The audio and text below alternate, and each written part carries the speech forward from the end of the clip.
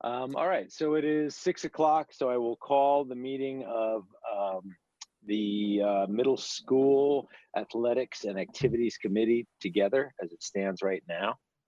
Our first order of business is sort of just a discussion. I think that we may want to amend this and deal with the first reading, simply because a lot of it pertains to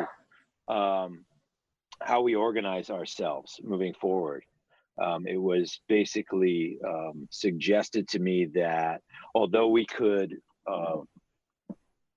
kind of expand the committee however we would like to, the core of it should be participating boards members. In other words, the five boards that are actually participating fully in it should be represented by a board member. It does not necessarily have to be a board chair, but somebody from their Board of Education should sit on the board, and they should have decision-making power, and everybody else would sit in an advisory capacity. So I don't know if we just want to discuss that now, or if we would just want to move on and dig into the first reading and see how people are feeling about that. I would like to wait until Kent is here. I don't know if Marty was going to tap in, or if what's the cat's name? Scott was going to represent tonight. But so that was what was suggested by, and I believe that it is defined a little bit by the statute that we're using, the 1058, the 10158A. In other words, we can't. Hey, Aaron, how are you? Hi. In other words, we can't. Oh, no one else is here. That's it. Oh, I'm here. There she Looks is. like Hi, Pat. How are you? Oh, you muted yourself, which is okay. But you muted yourself, Pat. There, I unmuted. I think I'm okay now, right? Yep. I can hear you. Okay. Yep. Cool. We already called to order. I'm sort of waiting on. Oh, I guess Scott's going to jump in. Yeah, here. Can you? Scotty here? Yeah, I'm here. All right, brother.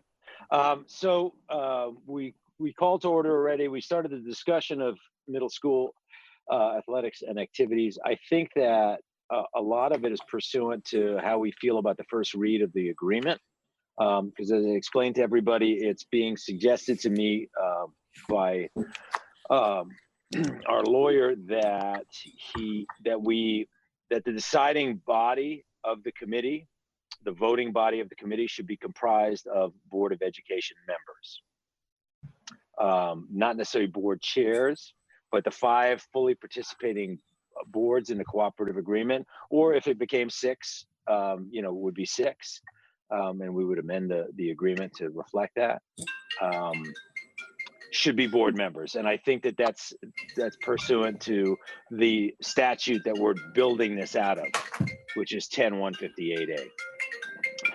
That's not to say that we can't have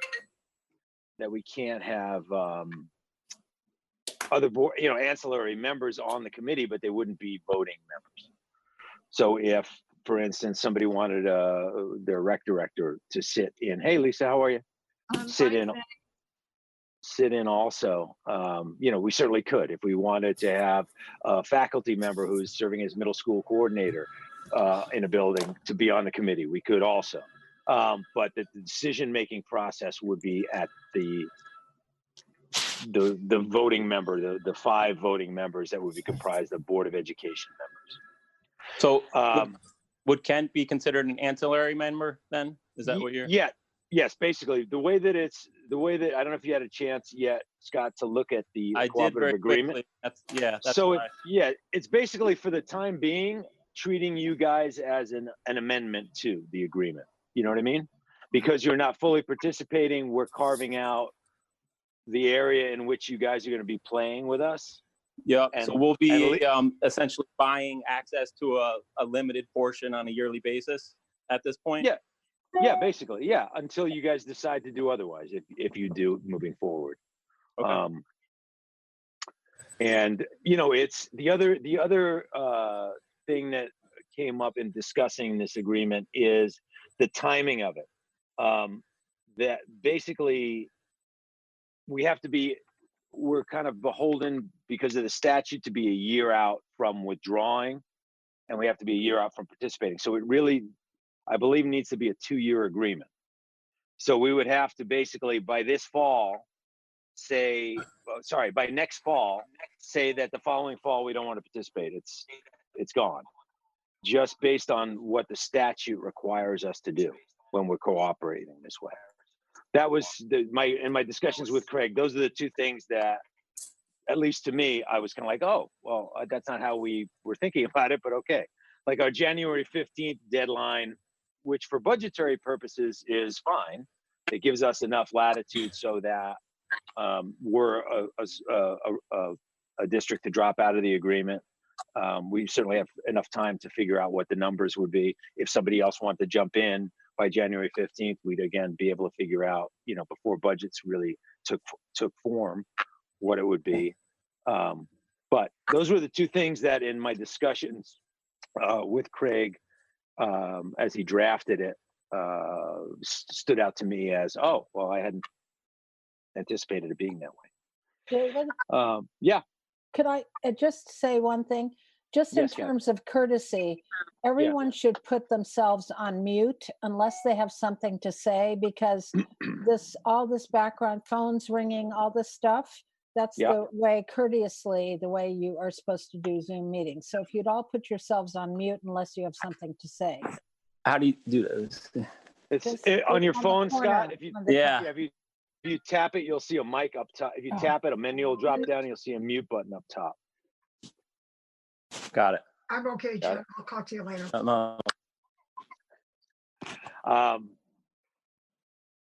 So, I mean, does anybody else have anything to add to the discussion? And do you have any concerns about knowing that seems to be the way that we're being asked to organize ourselves? Do you see any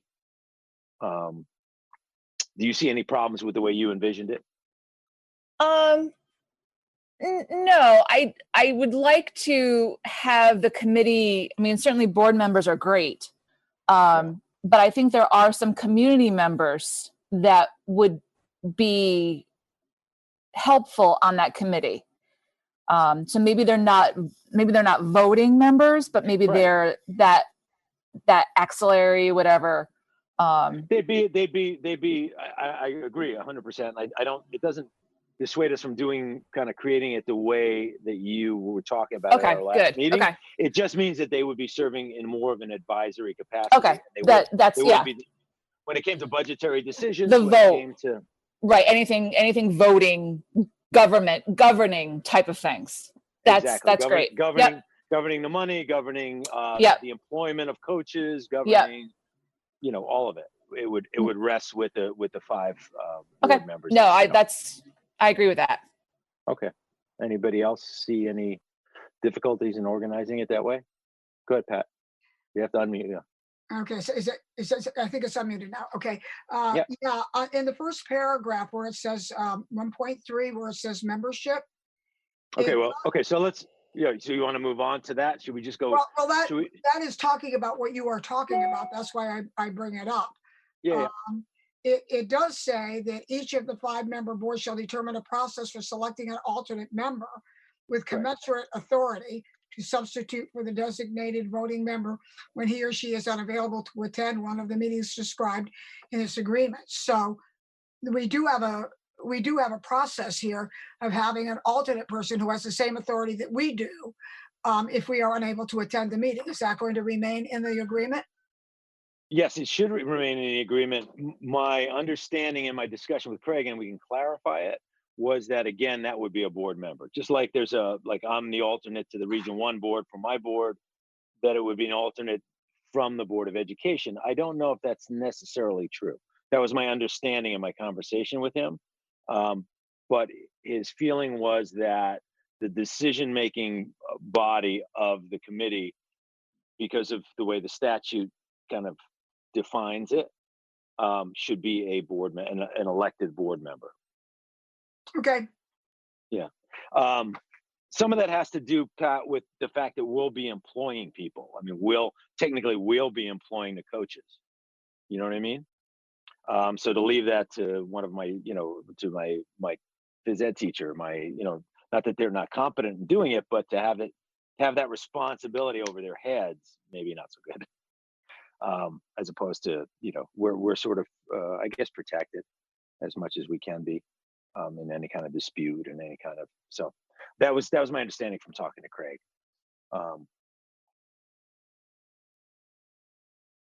Sorry, I'm trying to bring up the agreement. Okay, so anything else to discuss before we go into that first reading of the agreement that Craig drafted for us?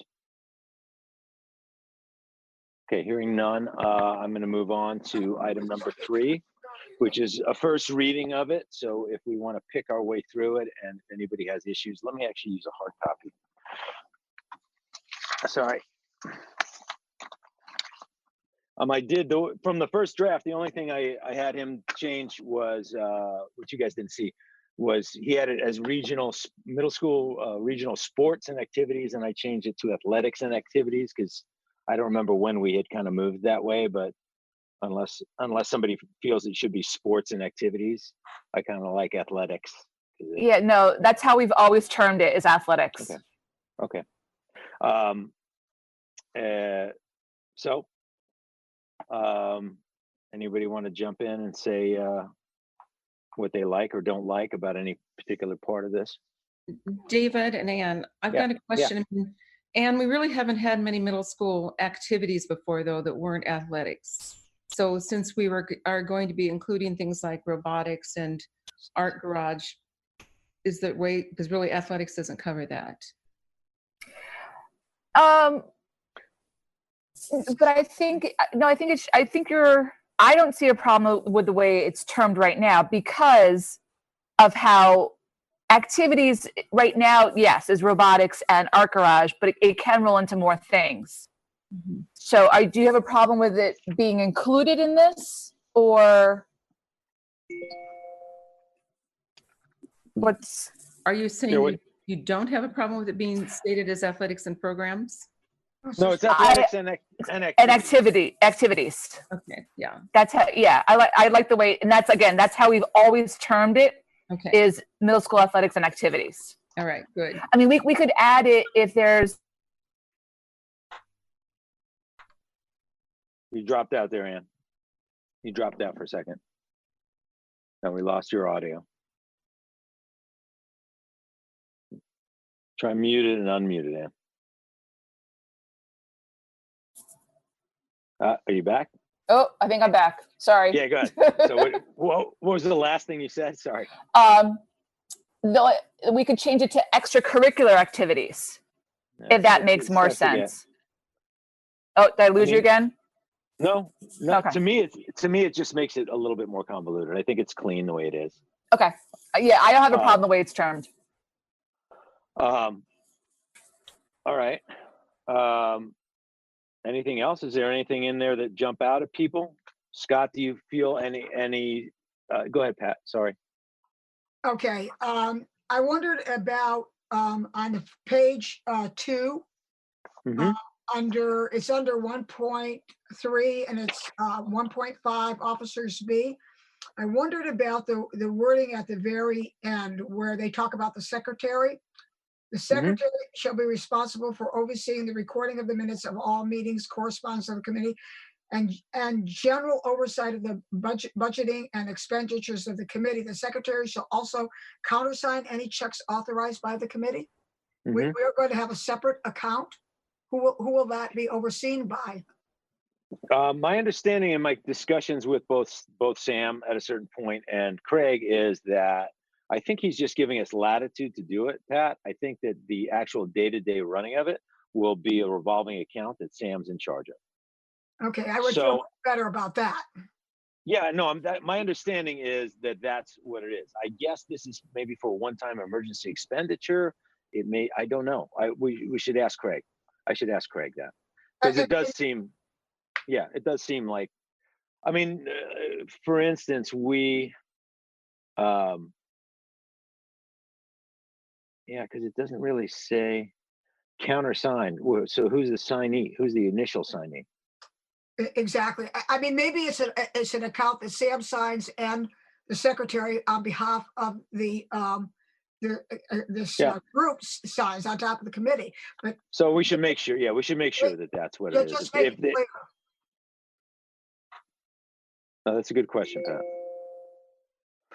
Pat. Okay. Anything else? Moving along.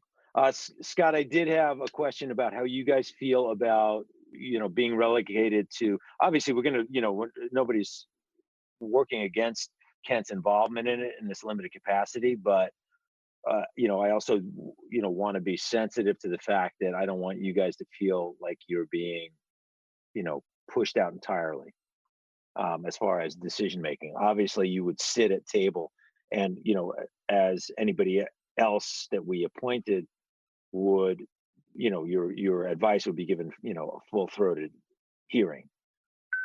You know what I mean? Yep. Yeah. Well, Okay. I think we were surprised at the structuring of it, but I'll take it back Okay. to the board. I don't think there's Okay. anything, if that's the way you guys want to run it, I don't think that's, I think that would be fine with us. The way I understand it, Okay. then that 1 year notice wouldn't apply to us either. Is that correct? It'd be on a year-to-year basis at this point. I think, yeah, there's a certain amount of latitude that you guys are given because you're not participating fully, and you're handling the lion's share of the cost hope to that you would a little create, that you guys would create. I'm sorry. Go ahead, Yep. Scott. I talked over you. Go ahead. No, I was just saying, I mean, we would certainly welcome any participation that you'd accept from us. We were hoping for a little bit more than that, but I think I'm the first one on the board to see this, so let me take it to the rest of the board too, and Okay. see if they have any comments. But if we have nothing to say about it, if that's how you want to do it, and I think that would be fine ultimately. I if mean, you look, want to run it that way. our honest hope is that you're going to fold in entirely, in 2 years, in 3 years, Absolutely. in time. So, obviously at that point we restructure this agreement and it becomes the 6 boards as opposed to the 5 boards. And then, I think personally that sounds reasonable. That's a reasonable way to go. Okay. And then the division of it is, sort of the division of the finances, he again did in conversation with Sam, but it's basically based on, our enrollment the year preceding the budget year that we would be participating in.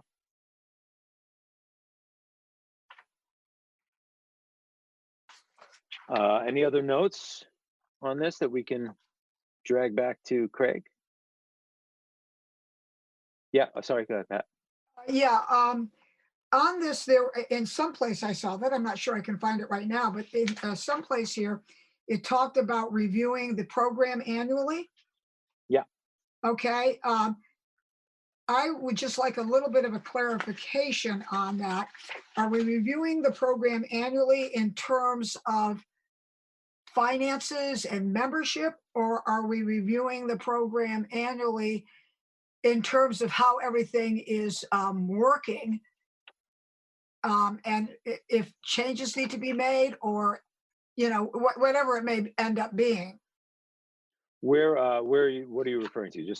I mean, I can talk generally, but if I could see the language you're talking to. Yeah, why don't you talk generally, and I'll see if I can find it. Yeah, in general, the idea was that this should be, at least at the beginning here, sort of a living document, in the sense that, just as this program is sort of slowly breathing to life and forming, so will our inner arrangement, including the fact that Kent may choose next year to participate fully. So we want to give ourselves the latitude to not necessarily throw this out, but to amend it, to rewrite it, to include another member, et cetera, et cetera. And I think that was what his goal was, that this wouldn't be something we would necessarily expect to last us 10 years. In our discussion, that's what the review of it, that's what the sort of, I don't want to call it loosey-goosey nature, but the we can amend this without, heavy lifting. Okay. That still doesn't really answer my question, but this is my fault because I cannot find where I read that. That's okay. All right. Again, look, if after our meeting tonight, something pops out to any one of us that we did not discuss tonight, and if you reread it or you find that language, Pat, and have a question about it specifically, just have a conversation with me via email or phone. And when I talk to Craig, I'll kind of query him about what the intent was, and we'll get back to it, because I think that it's fair to get some clarity about the one point that you already brought up. I'm curious, when will this go to?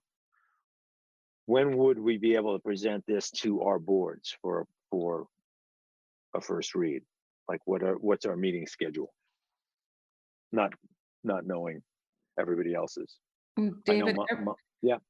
all of the boards are meeting in April virtually, so I think if it's ready to go this month, we could start. Okay. Well, I think Go ahead, Pat. we're the first board meeting, I think, Okay. of the elementary schools. Yeah.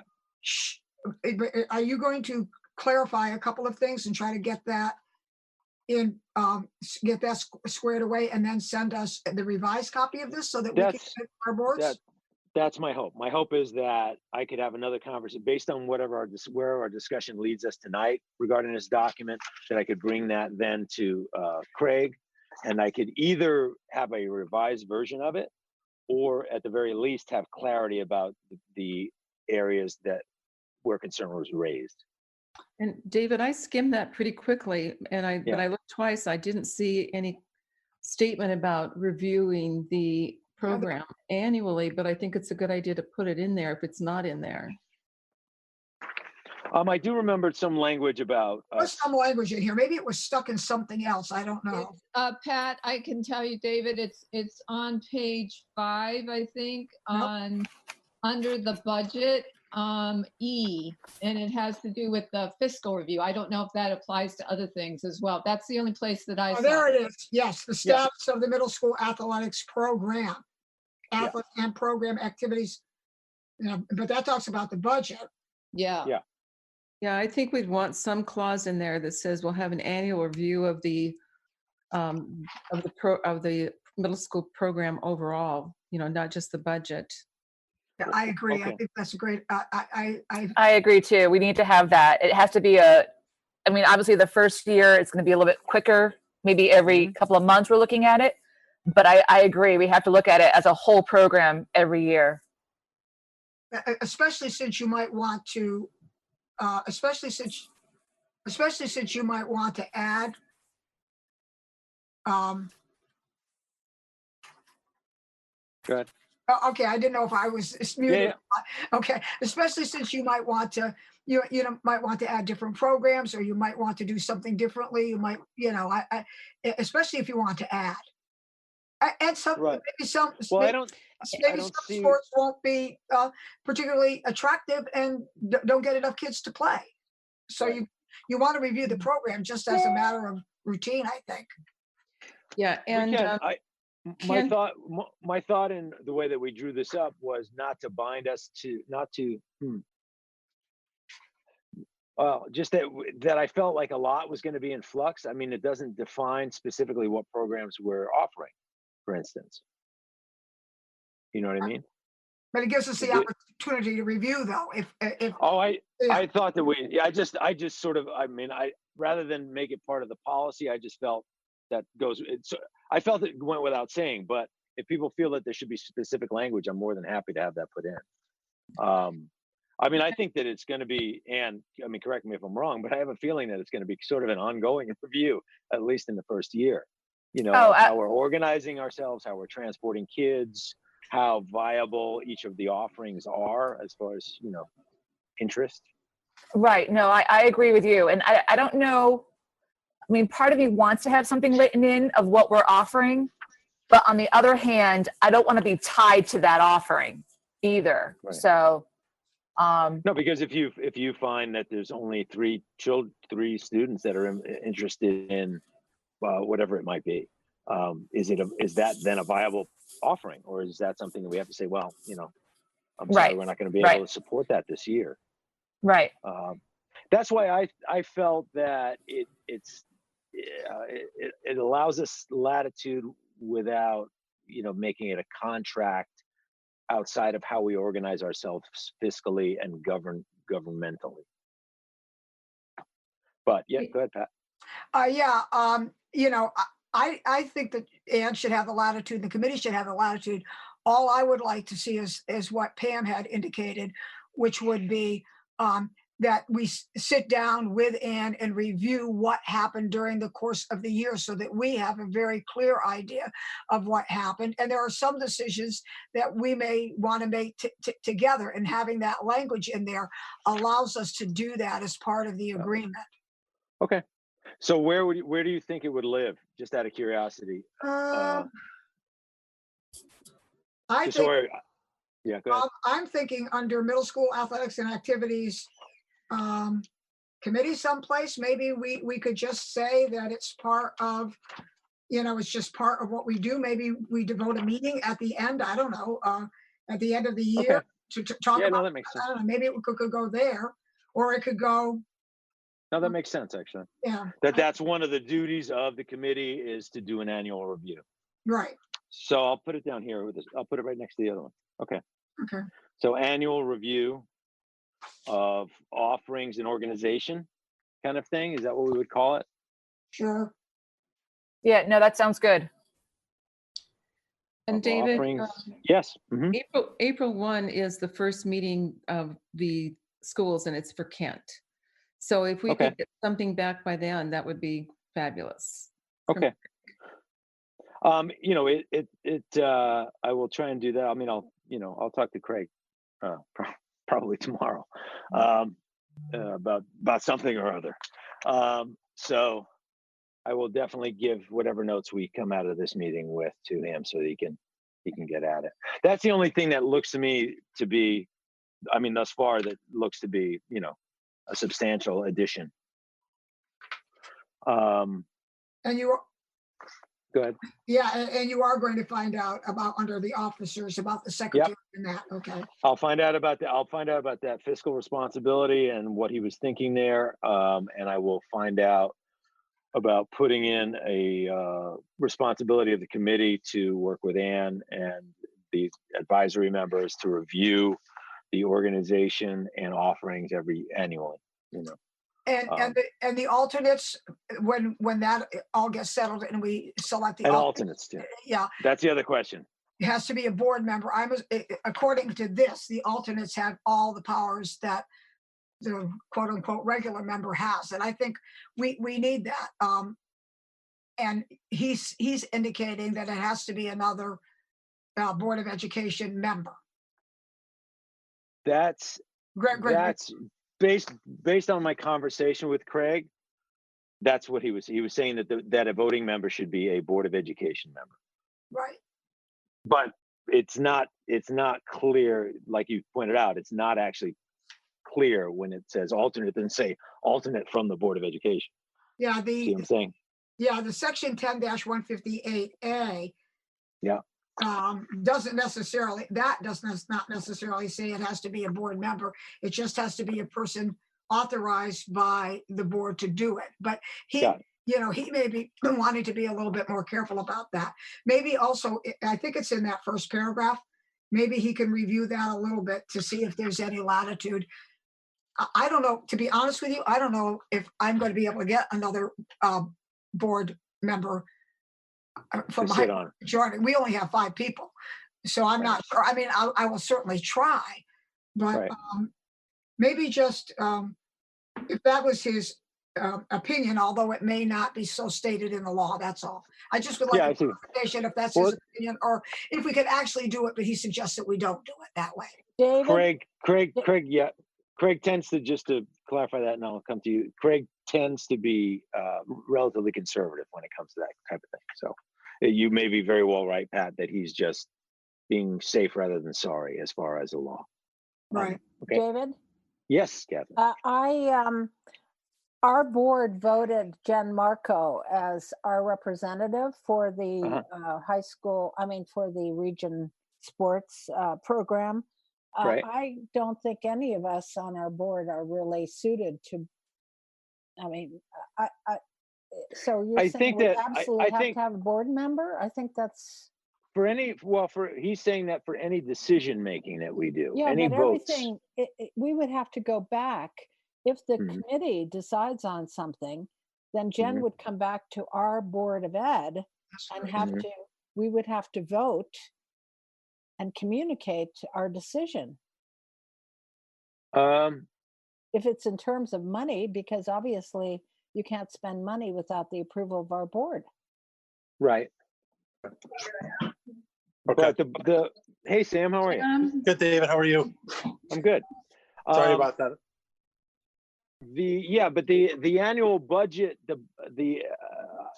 I would assume that if it was something that was going to throw it out of, like for instance, we're already budgeting for the expenses that we anticipate to incur next year, and by my board or your board authorizing the budget that we put forward to our towns, that then gets voted on and approved, God willing, we've already kind of defined our budget for this year.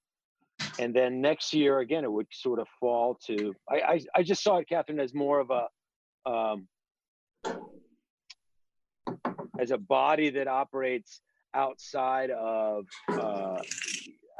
outside of having to go back to the board for approval necessarily. Well, Not that it could spend the board's budget money in any way other than the way it was authorized. well, Whatever if go the ahead. board has given you approval of our portion for the Yeah. program, then it seems to me this committee should just be in charge of doing what needs to be done to make the program a success.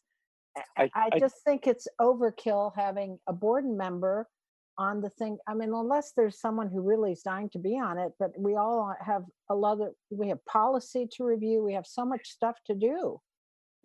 Catherine, I think that it would only be if substantive changes were being made to this agreement. I think that's a real purpose of that being the governing body. That the day-to-day running of it, I think that Ann should be supported by the advisors that we're appointing to do her bidding, so to speak, and to give her support. I think that the voting body of this committee would really not necessarily need to be there every meeting. Go ahead. Oh, Kat. okay. Sorry. Yeah, I could just read you the line in the statute. Yeah. It says, such arrangements may include the establishment of a committee to supervise such programs, the membership of the committee to be determined by the agreement of the cooperating boards. Such committee shall have the power in accordance with the terms of the agreement and then it goes on to things that it can do. So the statute seems to allow anybody our board wants to approve. Now, he may be giving us that advice as a cautionary measure, but I don't think it's required by the law. He seemed to, because it's in its infancy, I think that's what it was. And because we haven't found out whether this agreement works for us well and what decisions we're necessarily going to be making, he wanted to make sure that it was close to home and not left up to, not out of our hands, because mainly I think because we're going to feel the need maybe to modify this.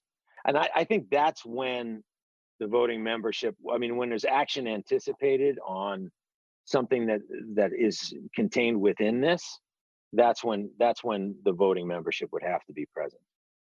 Well, the meeting about how the buses have been running and the communication between the school secretaries and our athletic director, et cetera, I don't know that a board of ed member needs to be present for that, but well, yeah, I think we ask him because it looks like the statute allows us to structure the committee any way we want. It does not say here anywhere that a board member has to be on the committee. Okay. That may be his opinion, but I think Catherine makes a really good point there. We have the budget. The Yeah. committee can't spend any more than what's designated in the budget anyway, and they would have to come back to us if they wanted more money. So I think her point is well taken, and maybe that's why the statute. Gives that latitude. I'll ask him again. Ask him, Pat, 'cause yeah. I did when he initially presented it to me. That was one of my first questions. Was that, you know, in our discussion we had not necessarily envisioned it that way. He seemed to think that that was a safe way to go. So I'll query him again about it and see. And also, David, too, with that point, kind of along the same lines, what about hiring of coaches? Is that going to be something that those Board of Ed members are voting on as well? Just like when our administrator is hiring a teacher, they have to come to the board for approval because that's the body that's actually employing the individual. So the body that would actually be employing the individuals that we're hiring, right, would be this committee. That's the way. That was why he felt it should be a Board of Ed member, more than anything, I think. In my, you know, in a brief conversation I had with him about it, we didn't dig deep, and now I've got a few other points of view to bring up to him. But that was his. I think that was more than anything his reasoning for, you know, we're in charge of establishing job descriptions. Now, are we going to write them ourselves, or are we going to rely on you for a large part to come up with those job descriptions? Of course, we're going to rely on you. Well, you know, if you, it's under procedures. That's where I think it.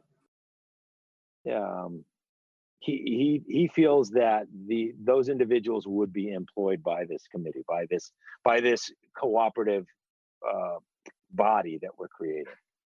So. Right, which is not necessarily board members. Yeah, well, I think you just ask him and see. I don't think he took into consideration that this committee could do things, make recommendations, as Catherine said, and bring those recommendations back to the board for approval if it required board action. Yeah, to me, is at least the way he saw it structured was this was an autonomous committee. Obviously, that was, you know, would answer to its mother board, but that it would act on, you know, it would act on its own without, as opposed to, for instance, us having to, you know, go to our boards for certain hirings, you know, for approval of agreements such as this. That moving forward, it wouldn't be necessarily board approval. So David, we wouldn't have to go to, yeah. It would be then this committee that approves the hiring of the coaches and the sponsors? Ultimately, yes. Obviously, it wouldn't be, you know, it would be, I think a great latitude would be given to Ann and the, let's say, the qualified individuals that are there to advise on the hiring. The thing but is, eventually the decision would be made by the committee, I believe, is how it's laid out. I think we need to get clarification from Craig, because, you know, we're hiring personnel that, you know, will be coming out of the budget. So I think they can make a recommendation to hire, but I'm not sure which board will have the final approval. Whether it says it could be Region 1, but generally it's not ABC either. So right, like for example, my high school coaches, I have usually a committee that helps me out when I'm hiring a coach who sits on for the interview process, and then I put that list before the Region 1 Board of Ed for approval. So is that going to be a similar type of setup where this committee of board members would approve those, but they may not be involved in the hiring process? Yeah, I think we're going to need to get clarification on Craig, Craig, because this is different. We've not had anything like this. Right. Just the K-8s, but not. A lot of it's left up to us. If you look at number 2 on page 3, this is where it's sort of defining it, but it does leave it. It says that we have to establish descriptions for the coaching positions. It says that we have to establish policies and procedures defining any benefits or other conditions of employment. It doesn't actually say that we are directly hiring. But it does say it does say so in the statutes. So that must be, that might be what you want to get cleared up, because it does say that all of this stuff is delegated to the committee, and it lists a whole bunch of Yes. stuff. Provided that it's part of the agreement. So, you may want, if it's, as you said, it's 10-157A, and it's the very first paragraph, and it gives a lot of leeway to the committee, include hiring. The only thing it says is that if teachers are employed, it has to be subject to all the proper laws that employ teachers. So that Right. first paragraph, you may want to get a better take on that. Okay. The first paragraph, not in our agreement, the first paragraph in 150, section 10, 158A. Got it. Yeah. And how that pertains to us, in other words. Right. Yeah. Sam, did you want to say something? I No. thought I saw your hand go up. Sorry. Okay, so just to review, we want to clarify whether the alternates that we would appoint would also have to be Board of Ed members, or whether they could be relegated our voting authority just by their appointment. B, we want to find out about this arrangement where the secretary shall countersign any checks authorized by the committee. In other words, are we countersigning Sam, or is there some other arrangement? Why is that there? We want to add some guidance on our responsibility to do an annual review of the offerings and organization of this program. And we want to have some clarity about the procedures for hiring coaches and what our responsibilities are and what the decision-making process would look like. Correct? Most of the rest of this is just about money and disbursement of money, and what is going to be done with Kent. Is going to be done with what, Pat? Sorry. With Kent. Kent, yes. Yeah. The Kent clause. We call it the Kent clause. Right. Okay. Anything else?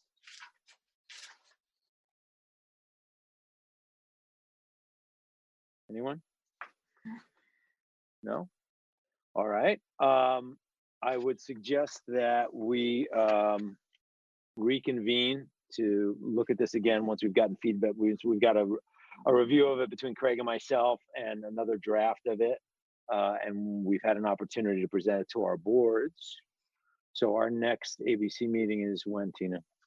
You know, off the top of your head, 4/22, April 22nd. Is that right? Yes.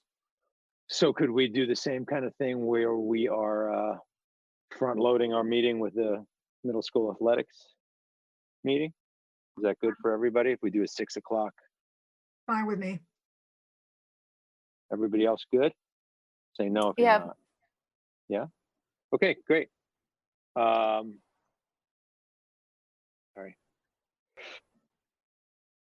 And obviously, you know, as I said, if you guys, you know, in reviewing this in the next, you know, day or two, something pops out or something you wanted to mention you didn't, just shoot it out to me, and I'll make sure I get some clarity from Craig on it.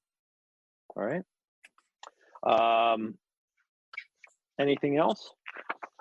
Nope. Yeah. No. Nope. And I look forward to moving ahead. You know, hopefully we can have this up and running in the fall, assuming we're all back and running in the fall. Just to let everyone know that I have been using this time, these last 2.5 weeks or whatever. I have been reviewing the CIAC middle school guidelines. So I have updated, I'm working on the middle school handbook. I'm working on, Jeff and I have just started working on rubrics for skill evaluations. So we're gonna have a lot of documents coming up in the next couple of weeks. So moving forward, we'll have a lot of that already in place for, you know, to get the committee's approval. Okay, fantastic. All right, thank you. I thank everyone for participating. I'd entertain a motion to adjourn until, you know, 15 minutes from now. Everybody can take a potty break and come back. All right. Thanks, So David. do we come back to the same number? All right, great. So I will call the ABC committee meeting to order at 7:00 p.m. Welcome, everybody. I would like to, I would certainly entertain a motion to approve our agenda, or in many cases, amend it. Oh, now it's gonna be. Who's that? Who's You know what? Some of us need to So turn our moved. volume down. Catherine saying so moved. So moved. Well, I just lost my person. I would like to amend the agenda actually before we approve the agenda. Okay. I'm gonna go. Can people turn I off have to their forget who's mics? sharing this charger. Everybody, make sure that did everybody that's in the meeting, please mute your microphone unless you're speaking. Otherwise, there's a lot of feedback, and it's hard to hear the people that are communicating. Thank you. I will try as best I can to recognize people if they raise their hands. If you need to jump in to say something, and you are a board member, you're welcome to, obviously, because I can't only get 9 cameras up at any given time. All right. What's your motion to amend the agenda, Marty, would be? Right, to amend it so we have a discussion on MOUs. For our teachers' unions? Correct. Thank you. Do I have a second on that? Second. Can everyone Second. hear me? Catherine Any- saying second. Any discussion? I heard it. David, can you hear me? I can. Who's that? This is Doug. Hey, Doug, how are you, buddy? Good. I ran home, So- it was, I don't have a microphone at work, unfortunately. That's all right. So we are in process. We are at approval of agenda. There has been a motion to amend the agenda to include a discussion of the teacher's request for a MOU during this distance learning. And we are at the it has been seconded, and we are at the discussion phase of it. So is there any discussion about that amendment? Hearing none, all those in favor, say aye. Aye. Aye. Aye. Oh, could we say our name and then say aye so that it's clear to Tina who's saying aye? So David Balson is an aye. Doug Cahill's an aye. Catherine Taji and I. Jen says aye. Marty Lamar says aye. Anyone else? Where's Pat? Pat's not here? Pat, I'm on the phone with Pat. She's having a hard time connecting. Okay. Does she have the other, does she say aye or nay? She doesn't know what we're Where is she? talking about. Oh, there she is. I Oh. see her. Oh, she's connecting via audio. Connecting to audio. I see her there. Okay, Pat, can you hear us now? I can. There you are. So we just had a motion, which was seconded it. Everybody passed on discussion to amend the agenda to include a discussion of the teachers union's request for MOU regarding distance learning. All right, And we're voting. So everybody's been an aye so far, just waiting to hear from you. I'm an I too. Okay, great. Any opposed or abstaining? Hearing none, motion passes. So we will amend the agenda. Let's make that number 5 and then move everything down the line. Does that sound right? Sounds good. Okay, great. So next item is approval of our minutes. We've got first our special meeting on February 26th about middle school athletics and activities. Do I have a motion to approve as written? So moved. Do I have Catherine. a second? Do I have a second? This is Doug, I'll second. Great. Any discussion? All those in favor, say aye with your name. David, aye. Catherine, Doug. I. Doug, aye. Pat, I. Aaron, I. Abstaining, Marty or Jen? I didn't hear from you. Jen, aye. Marty? Okay, great. He's an aye, Tina, if you didn't see that. Next is our regular meeting on February 26, 2020. Do I have a motion to approve the minutes as written? So moved. Catherine. Do I have a second? Jen Second, will second. Who was that? Sorry. Jen. Great. Any discussion? All those in favor, sound off. Aye. David. Catherine, I. Pat, Doug. I. Doug is an aye. Marty, I see is an aye. Jen is an aye. Aye. All right, great. Aaron? Aye. Aye. You are. Yeah, she has a thumbs up. Yeah. Next is our special meeting from March 11th, 2020. Do I have a motion to approve as written our minutes? So moved. A second? Any discussion? All those in favor? Aye, David? Aye. Catherine, I. Pat, I. Aye. Okay. Doug, aye. Opposed or abstaining? Hearing none. Next, any public comment on agenda items?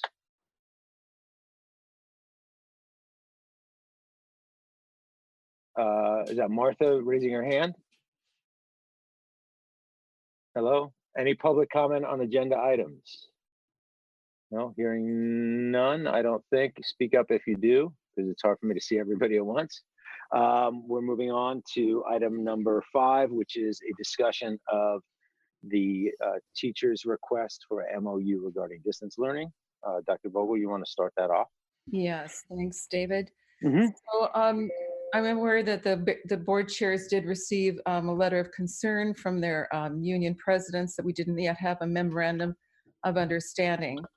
And I believe, do you all have a copy in front of you? Tina was going to attach it to the agenda, and I sent it out earlier today. I have a copy. Is there anyone that doesn't have one in front of them? I don't have one. I don't have one. I just got it from Pam and attached it to the agenda. So anyone who doesn't have it, I just attached it just now. Okay. Okay, I'll go and look. I'll give you a minute to pull it up.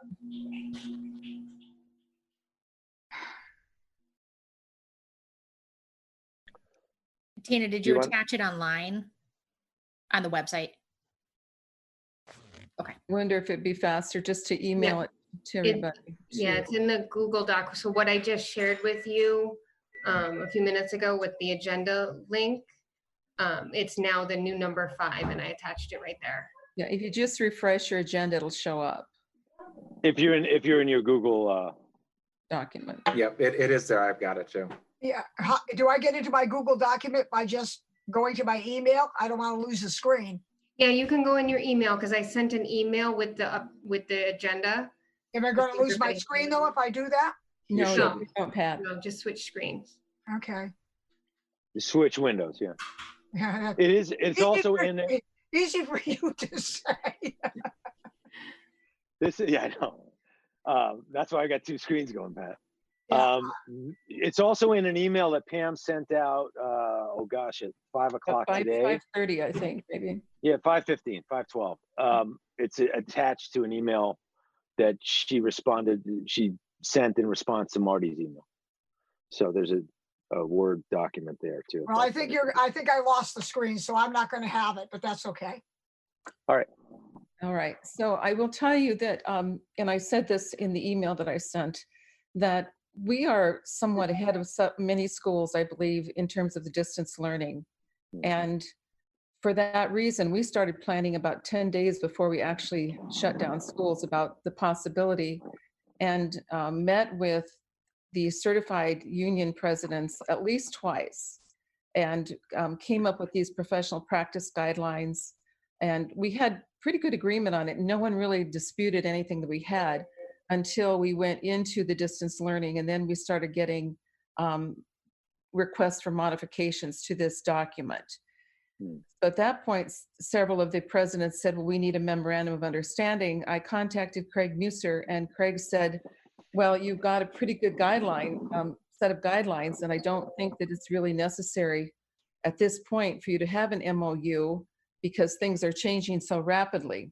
But at the same time, I went ahead and requested some samples of some MOUs from the other schools. And I think, as I said in the email, I believe that these other schools didn't have a plan in place for closing as quickly as it happened to everyone, and had not had these meetings. And so they had to get an MOU in place for their certified staff, where we had a couple of meetings. All that being said, I'm fine with an MOU. So what I've done is, what you're seeing, if it's in front of you, is that everything that is in black is what those are the statements that the administrators met and agreed upon. And then when I got something back, I think about a week ago from the union presidents, they added what you're seeing in red to what we already had. And then going through this in the last day or so with the MOUs that I've seen in other places, I went through and added what you're seeing highlighted in yellow.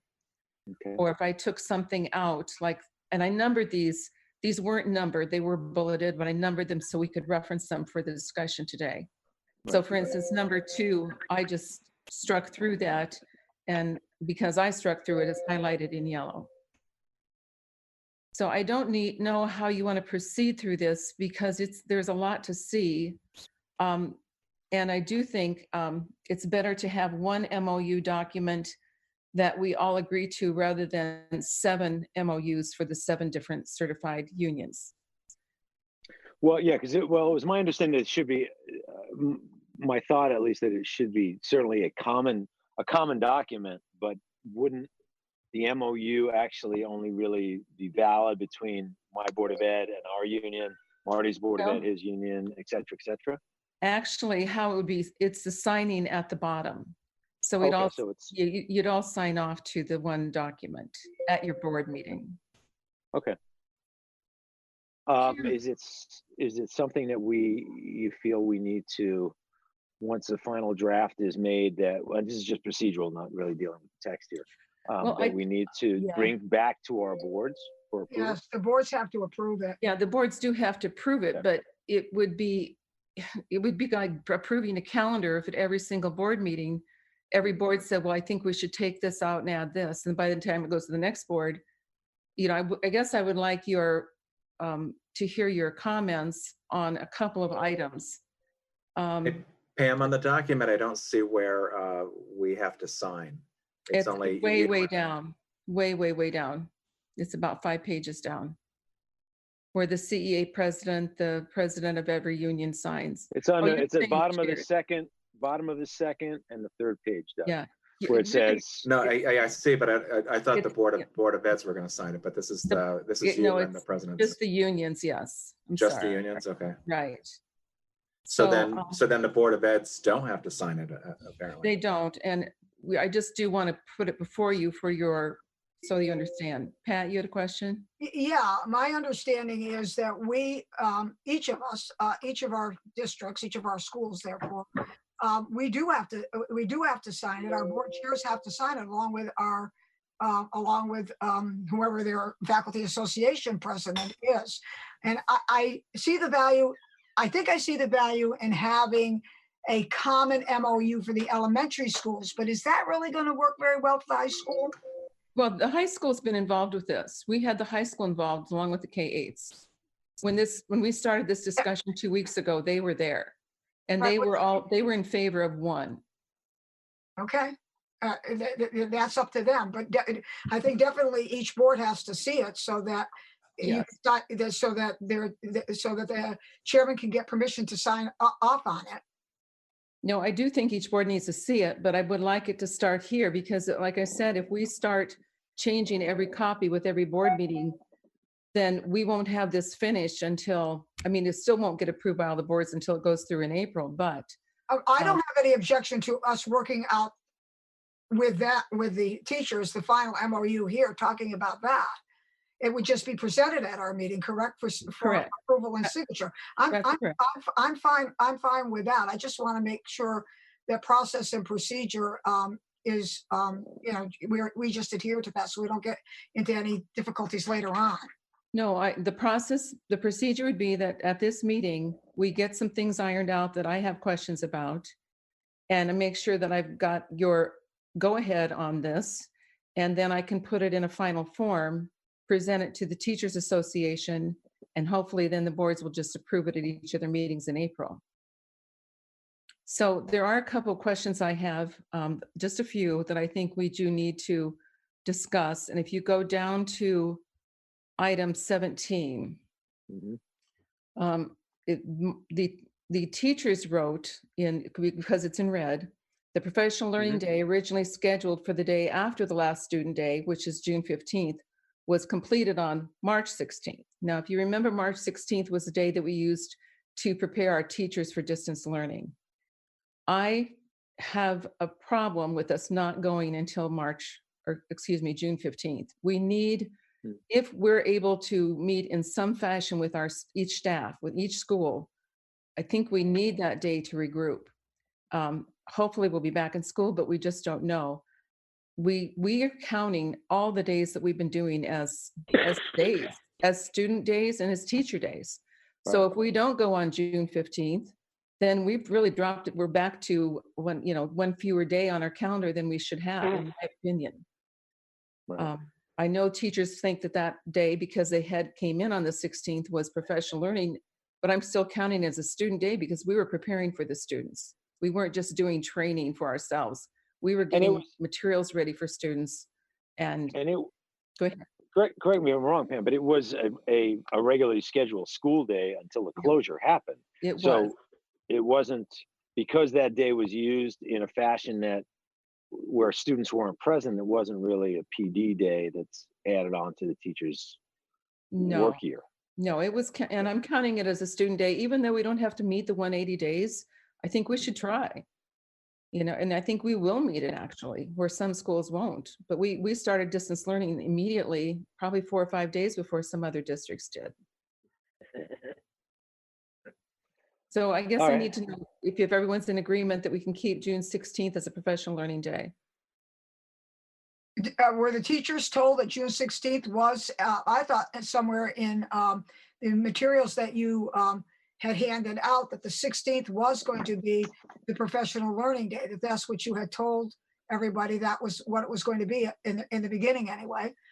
Yeah, we've never deviated from that. That what? Deviated from what? We've never, I've always said we're going to keep June 16th as a professional learning day. When the teachers were commenting on this original plan, this was put before them about 2 weeks ago, they added item number 17 to replace June 15th with March 16th. And I'm saying I don't think we should do that. Okay, I thought you had told them that the day, I guess it would be March 16th, right? The day that they didn't have the kids, that they were back in their schools doing whatever they were doing. I thought that they had been told that was replaced the last day of school, and that was going to be their professional learning day. I might have said that, but that was before we got more and more information from the state about the 180 days and the fact that I think at that time we thought we were going to have to go longer, maybe as late as June 30th. And things have changed so much since then. I mean, every day I get a different email from either the governor or from the commissioner about something new. In fact, today you probably haven't had a chance to read it yet, but it did come through just about 4 o'clock today that we're dispensing with all evaluations. Right, but that doesn't have really anything to do with when you told the teachers that you were going to switch out that professional learning day for that Monday in place of at the end of the year. I think that if you told them that maybe we should keep our word on that, but that's something for discussion. And Tina, if you could email me that document at my home email address, I think I can access that. Pat, you were on the email that I sent earlier. Yeah, I know, but I can't get with the documents attached. That's what I'm saying. The email from about and I can't get to that screen to get the email. If she would send that email to my home email, I just tried that screen and I can get it if she can do it, so I can see the document. I guess it really is up to the boards to decide. I feel strongly that we need that day, and like I said, things have changed constantly since we met and planned for March 16th. And we had no idea how long we were going to be going into June. Well, Pam, can I ask a question here? Yes. How reticent do you think that the unions will be about trying to keep that day, or how insistent, I should say, not reticent on agreeing to your proposal, but how insistent will they try to be on that? Because, if we go ahead to do this and all of a sudden we're in a situation where 3 of the unions don't want to sign it because they have some other idea of what's going on, I mean, this is the question, if we can just clarify your impression. I mean, are they pushing to use the 16th of March instead of the 15th of June? Well, here's the thing. Here's how we can look at it, I believe. If we want to call it a professional learning day, we can, but then we'll push one more day into June for a student day. Because I'm counting this as a student day on March 16th. And if we're going to count as professional learning and not a student day, then I think we should go one more day of school for the kids. And I doubt that families are going to really want that. Well, that's a good point. And I know I'm kind of maybe jumping around a little bit on this, but down on 18, let me just move to the next one. We talk about April vacation remain as scheduled. I know I've seen a lot of, I've been on the CABE chair, I must get 60 emails a day from different boards around, and a lot of them are going to modified April vacation, obviously because they, as you expressed at first, we were farther ahead on getting ready for the distance learning than a lot of other schools. But they're using that, shortened week and giving an extra, a long weekend or something like that, and then using those days to count towards getting out closer to their original end date in mid-June, maybe whatever day it was, Vice going to the end of June and running up against the end of the fiscal year, school year thing. But in our case, we're getting our 180 days in with the spring break, where they're not. All right. So the point is that 180 days is still the desired or the mandated amount if we have started early enough to be able to achieve 180 days before 30 June, correct? Yeah. The 180-day requirement has been lifted, but my belief is we should try to adhere to the 180 days if we can. Okay. And we would be adhering to the 180 days exactly by going through with students through June 16th. I was counting the March 16th day as a student day, so that then moving the professional day to the June 17th, the following day, right? I'm not. No, she's saying that the day that the 16th, which would have been a regularly scheduled school day, that then got punted on with the closure, and we ended up using in our region for sort of team building to put distance learning into place. Right. Correct me if I'm wrong here. That's right. That it was technically a student day. It wasn't a predetermined professional development day. It ended up being used to, some might describe it, for professional development, in the sense that our academic teams had to get together and figure out how they were going to roll out instruction remotely to all our kids in all the various grades and shapes and sizes that they come in. It was literally a teacher work day for students. So what is the issue with the teachers on this? They would like to shorten the day, the school year, by not coming back on June 16th. And I'm saying everybody gets paid a full year contract. Yeah. Why should we be shortening it by a day? Exactly. Pam, I think what the teachers feel that was part of the negotiating process to get to have school on that Monday. And there was nothing formally, I can't find at least anything that was formally written about that. I know that there was some discussion about that when we were talking with the union presidents. I think they asked, could this replace our day at the end of the year? And I think I said possibly, but I don't think I ever promised that, because we just didn't know what the days were going to look like. And I do believe there's no reason. Also, I think many of you probably don't have the chance to read everything I send out, but we did meet with the administrators on Monday and just decided that we would give every Friday during distance learning as a planning day for teachers, because it is a lot for everyone, kids and for teachers. So Fridays really aren't going to be instructional days. So we are giving a big allowance for this. Absolutely. That's an excellent point to go back to the union, and if they have an objection to that, saying, well, we're giving the additional, keeping the actual teaching days to 4 days a week, giving the additional planning day where you can, and you did describe it very well, getting the NYPs and doing planning, doing cleanup works. Students will continue to do work. They'll do their follow-up work or their research or whatever it is for their online class. So that's a good point. And I'm just trying to understand where the teachers, if they're going to make an issue of this, how, we as the supporting the amount of days, 180 days at least, that we want to keep our children under instruction. That's a good point. That we are, but we are modifying it a little bit so that the teachers have time to prep. And our total certified staff contract year is exactly the same as their contract. Right. We're not changing that. It also, we should remember, I understand your point, Pam, and I do agree with it to a certain point, but at the time that they submitted this, they didn't know about the Fridays off. So no, that's true. So you might want to go back to them with that one and, make the case for that this is what we're doing instead. Would you agree to, would you agree that we should eliminate that given this new structure of the week?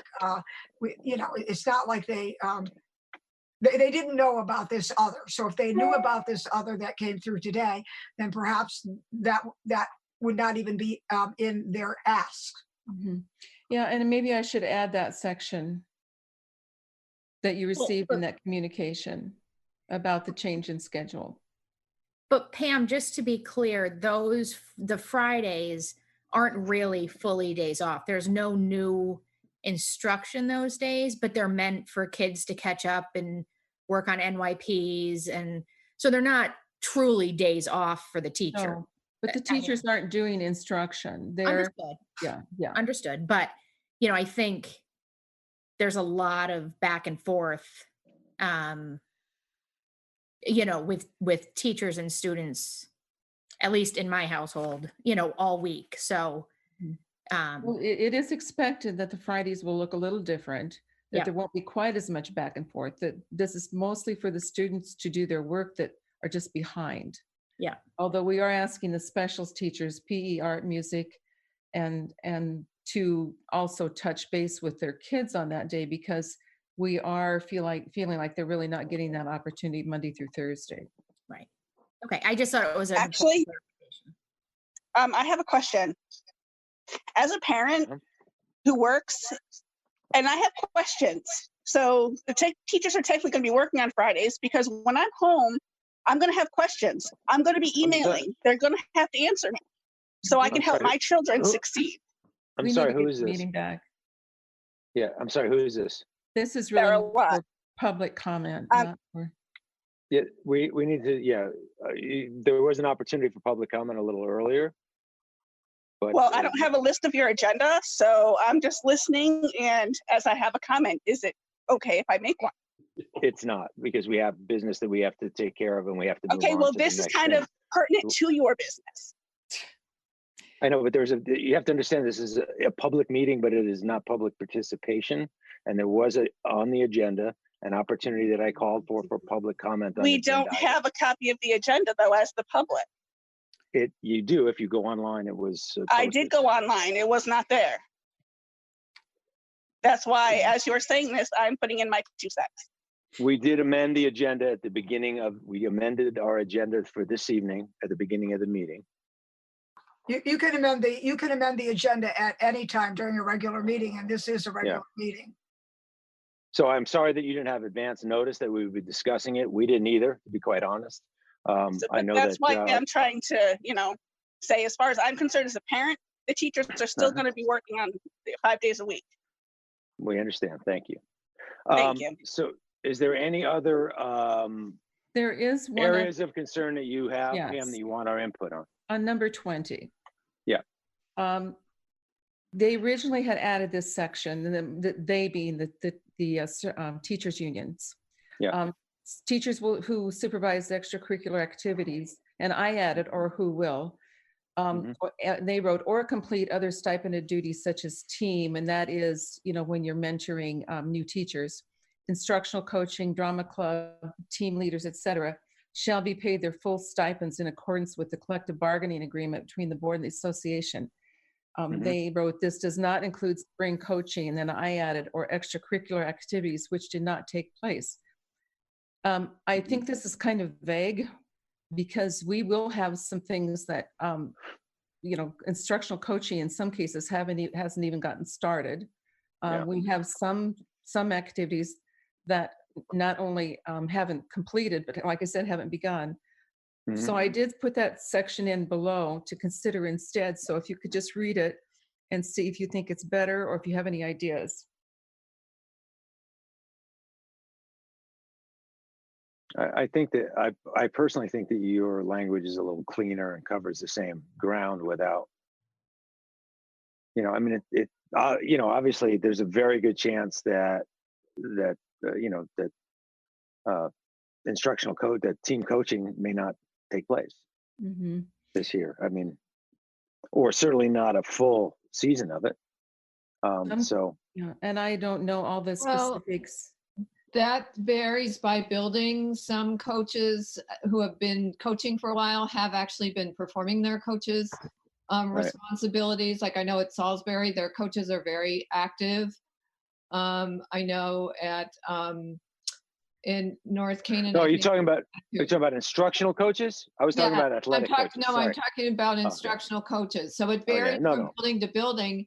And I wonder if there shouldn't be something about building administrator discretion being in there. The last sentence says the compensation of the members and other stipend activities shall be determined by the board in consultation with the association, subject to negotiation at the request of the association.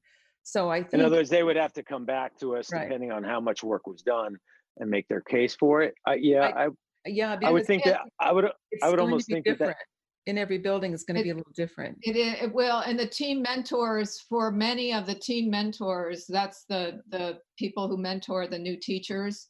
For many of them, they're close to being finished with their team duties. So I'm satisfied that a lot of that, most of that work is going on, and it's even going on while the teachers are out in this particular situation. I'm not as concerned about team as I am about all the other sponsorships that every school has. And some have not started. Go ahead, Marty. I had a question regarding your comment, your sentence here. It says, those members who have served as a coach for winter sports shall be paid the full stipend. Aren't our winter sports completed by now anyway? Aren't we moving into spring sports? Or has there been any sport that hasn't finished up yet? Just the spring sports, to my knowledge, and Ann's not on this phone call, but according, to my knowledge of the sports, the basketball was over for the boys and the girls. I don't know what other winter sports there would be. I don't even know if you need that sentence, to be honest with you. Okay, we could just take that sentence out. It'd be easier, but I like I like that, and I like the administrator. I don't know if we can put the the administration in there, which is the principals and so on. In consultation with the board, because the board is with the association, so negotiation request of the association. It could say the compensation of the members and other stipend activities shall be a recommendation by the administrator and determined by the board. Right. Yeah, something like that. Because it's the individual. I would think the building administrator, the principals and so on, to tell us this is, in consultation with you, of course, and Lisa, about the things that instructional coaching, as well as the others, like the student councils and things like that.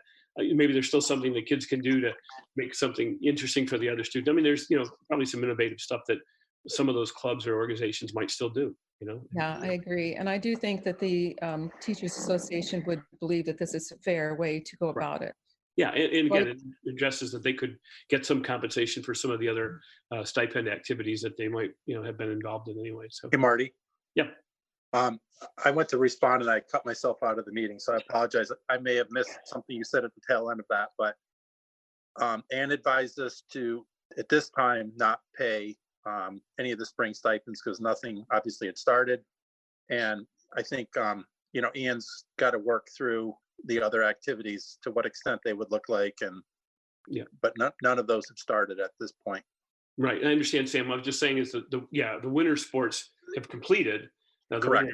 So I don't think we even need to address that in this one. It just adds a little, right. It's already been taken care of, I would think, And I changed that last sentence to say the compensation of the members and other stipend activities shall be a recommendation by the principal and determined by the board in consultation with the association, subject to negotiation at the request of the association.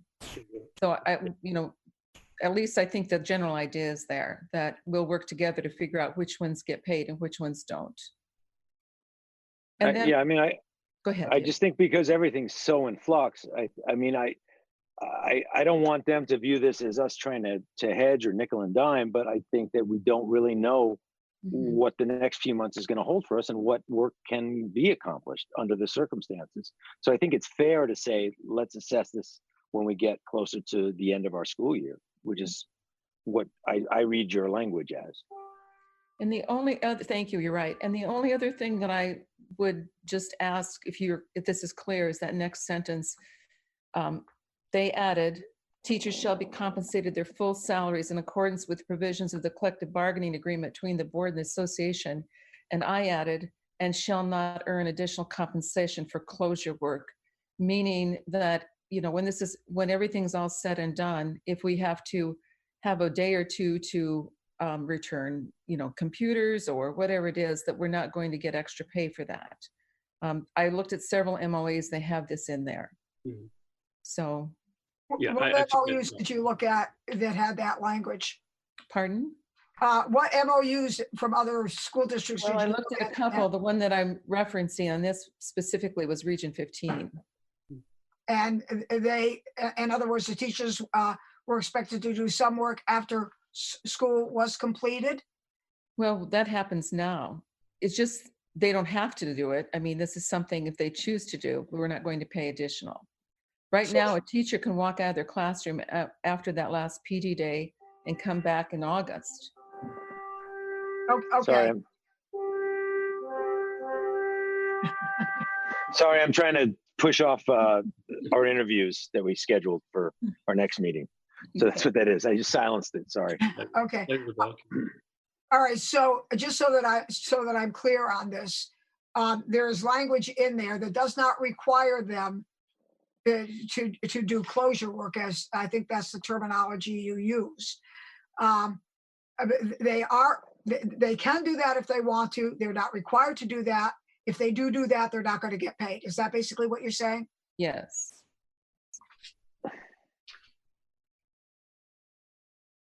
And it's kind of inferred already in our contracts. You can stay and work additional days after school's out. You just don't get paid for them. Right. Mm-hmm. They often do. So, sure. Yeah. Mostly do. Pam, the only follow-on question, I'm going to the end. I'm just looking down the end. I think the board chairs who signed the contracts with the unions ought to have a signature on here as well. Now, I think I know there's the concern of certainly my board members to understand this, but we could send this out to them and talk to them and have them look at this. We could our meeting is a little bit quicker since it's next week, but I think the board chairs need to sign this as well, not just yourself and the CCFA, CEA, and then the other union presidents. Union presidents, yeah. Right. I agree with Marty 100%. These, although this is one common contractor memorandum of agreement, the memorandum of agreement with the board that is made, that chairman signs it. That's the way it is.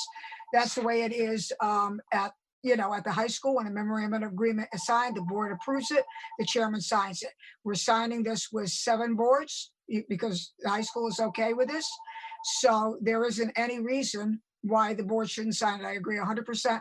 This should not be executed without the board's authorization and the chair's agreement. So I will add those. Unless you want to vote, I guess, are you comfortable just with me cleaning this up after and taking out the highlights and the strike throughs and that type of thing, adding the board members' signatures, and then there'll be one MOU for each board to agree to and sign in the month of April? That's, do we want to take a vote on that? Do we want to Can I have a ask motion? Question, David, before we vote. Yeah. So Pam, do these go to the union presidents before it gets voted on? Yes, I would plan to send that out to them by tomorrow. Okay, thank you. So if there's any issues, I'm sure I'll find out about it right away. Okay. And if there are issues that need to be resolved, then we will have to meet again about this, correct? Well, I hate to do that before we have our Kent meeting on Wednesday. I think if it's something minor that I feel that you would not even have an issue with, I hope that you would trust me just to make that change. Absolutely. Pam, is there any chance that on number 17 that we're going to get a grievance? You know, they really can't file a grievance. They can refuse to agree to this MOU. That's what they could do. Well, if they have something that says that you did tell them that you're going to switch the days. I mean, that's my only issue, because I think all board chairs have received a letter from their unions that believe that you've been dragging your feet. Change it to say that if we want to say that if they want to take that out, then I would say that the last day of school is planned to be for students on 6/15/20. I think it's far better I think you have to be clear about whether they are going to have that day after the kids leave, or the last day for the kids. If you will plan on having that as a professional development day, I agree with Doug. There is a problem, because that's the way I understood it too. Everything that was said in the very beginning was that you were taking that day and you were putting it on March 16th, I believe it was, and that was going to be their professional development day. And then at that time, the governor hadn't done what he did, and we thought we were going to have to go to the 180 days, so long as we didn't go beyond June 30th. So I think that has to be squared away. I think if we sell it as and give our business reason to the unions, and I think that they may understand what we're trying to do.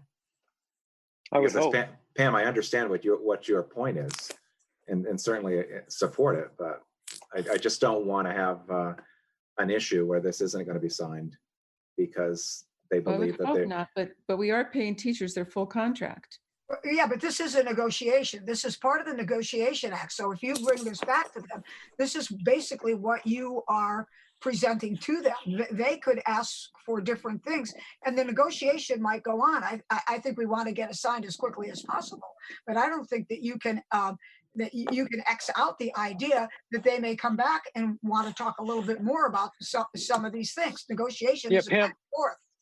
Pam, I would say that we should move forward with the way you're guiding this, but that we should be able to call a special meeting if we need to readdress something. If it gets pushed back at you, I think that because of the circumstances we're working under now, there should be a fair amount of agility on the ABC committee members' parts to be able to have sort of a more impromptu meeting to deal with a single item, unless the other board members feel differently. I agree with that, David. No, I agree with that too. If it comes back, I would suggest that somebody make a motion for Pam to continue moving forward with this negotiation, to be with a union, as she's described in our discussion, and that she will present it to us when she has either another step to make, a major revision to make, or a stumbling point, and then we'll eventually approve it. But I would. Okay. I don't even know if we need to vote on it. I think that we're just. I think that she should move forward with the corrections and the changes that we have agreed to. Put that into a document. I would like. I didn't even really see this document, and I checked my email. Was able to print it out from what Tina sent me. But I'd like to see the clean document that we discussed tonight. Read it, give it to the teachers, and then let's go from there and see what happens. And if we need a meeting, like you said. And I had not originally planned to have this on tonight's agenda until I saw that you'd all received a letter from the unions, because my plan was to make these suggested changes to them, send it out to them tomorrow or the next day, and then get it tight, and then present it to the boards in April.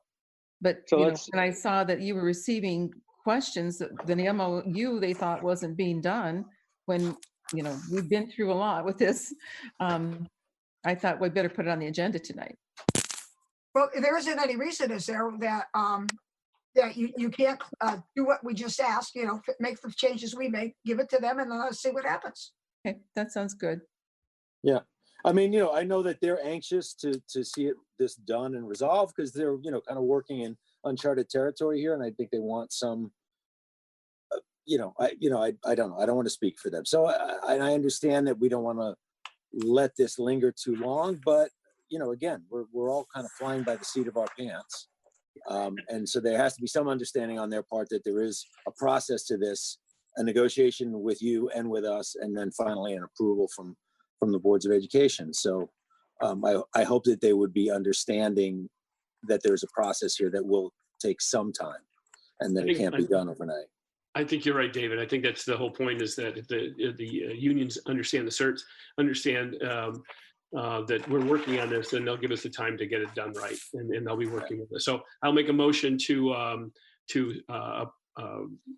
adopt the modified, as discussed tonight, MOU wording and the document for Dr. Vogel to present to the union, and then to send out into the each individual district's union for further discussion and eventual signing.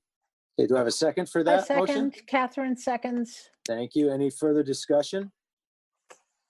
Hearing none, all those in favor sound off and say aye. David, aye. Aye. Aye, Catherine. Aye. Jen. Pat, aye.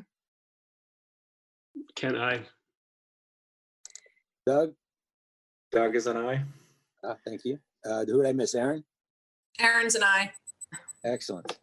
All right. Thank you very much. Could we move on to, and just so that everybody's aware, we are right now in our time slot for our meeting, our superintendent search committee meeting. So I've pushed off both of our candidates by 15 minutes, but we do have the first person starting at 8. So just if we're getting too close and you need me to reschedule it or try and push them again, just somebody sound off and let me know. But the next item on the agenda Can I is, just sound out just 1 second? I mean, Sure. when do we discuss the fact, rather than rushing the search for? well, I think we should discuss it in that time period though, Catherine. Oh, okay. I agree. I know where you're going, and I Okay. agree. Thank you. Yeah.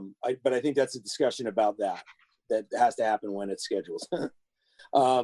Because this, we do have an agenda we have to follow, and we didn't amend. So Hey, the David? next item, yeah. Yes. I don't know if anyone else saw, but I think that a few people during the public comment were trying to comment, but couldn't figure it out and couldn't either unmute or get to us quick enough. Because I had a little message pop up at the bottom of my screen that someone said Martha was trying to make a comment and couldn't figure out. And finally, I just don't know if if we should go back and offer another public comment section or not. Only because, like I said, I did see something pop up that's like someone was waving their hand and trying to get the attention, and they couldn't navigate the system to be heard. So I just wanted to, I don't know, I just wanted to throw that out there before we get too much farther, if we should add back in a public comment, because I think a few people did want to, but were not able to. I suppose we could amend the agenda. It's just we have a fair amount of business to get through and another meeting that we're already cutting into the time of. Do we have to really do the COVID-19? I mean, Pam is updating us just about every day on that. Yeah, I put that there because that was the only agenda item that was there. It could be a 1-sentence comment from Pam. I don't know. I assume everyone's reading what I'm sending, and maybe I could just answer any questions if anyone has them. Not at this point. I don't at this point, just because you've been very forthcoming with. Can I just ask anyone? Has anybody else been in the CABE chair? Their daily. Aaron, shake your head. Just like 50 emails a day. Oh my gosh! So we're getting a lot of information. Finding out that we're not so bad off, I think, overall, but that a lot of other ones. So yeah, I just wondered, because it's been interesting to follow that as well. augment what Pam's been doing and what we've been seeing across the state. So yeah, I'm pretty good with, I think, our update so far. Yeah, I mean, I would just say that, based on the way I'm seeing other districts kind of respond to this, I think our superintendent was very prescient and had us very well prepared for what could have been any eventuality, but ended up being the eventuality that we were prepared for. So I would say thank you. Yeah, I think it's really important that we discuss the school transportation costs, especially I do since too. Pam is here. Unless there's something, a burning question somebody has about where we are with the whole COVID-19 response. Any other questions? David, someone just asked a question because their mic's not working. Yeah. I don't know if anyone else can see that. It's about the school bus, though, right? Oh, is it? I think so. Yeah. What's the matter? Explain quickly. All right. So, and can we move on from the response update? Yes, Any other questions? absolutely. Let's go. Okay. Great. So next item is school bus transportation costs. And there's possible action attached with this.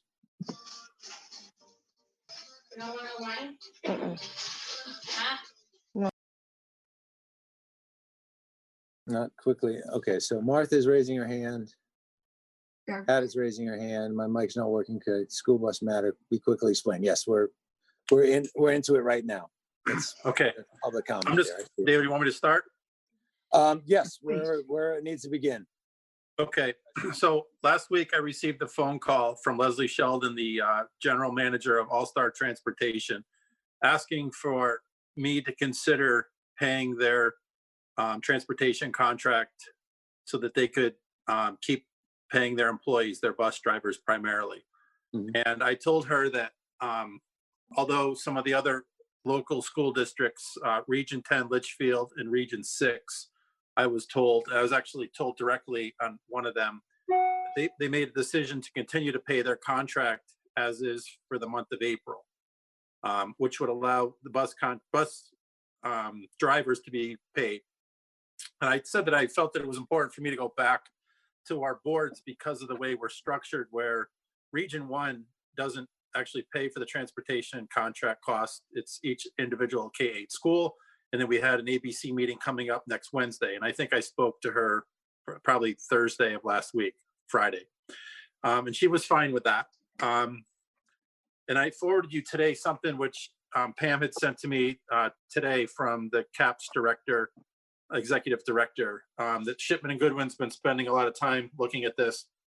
And in a nutshell, the question becomes, we have public funds and we'd be paying a private contractor to provide services or to pay for services that we're not necessarily receiving. I understand the need to, in my opinion, and it's just that, my opinion, to keep the bus drivers being paid, because in our area, especially, there's a shortage of bus drivers. And what we don't want to see happen is these bus drivers become unemployed or lose their job, not be able to pay their bills, period. And furthermore, when this hopefully ends, that we have bus drivers to come back to that are, been able to collect pay.